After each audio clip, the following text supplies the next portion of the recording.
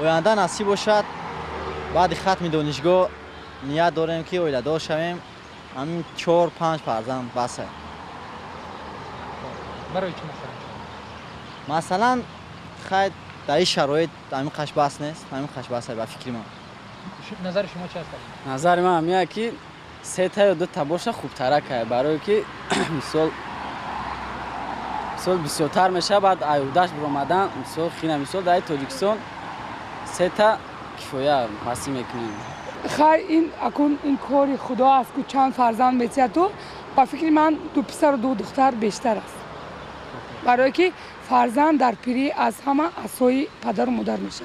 شما چند فرزند دارید؟ من 3 تا 2 دختر 1 پسر.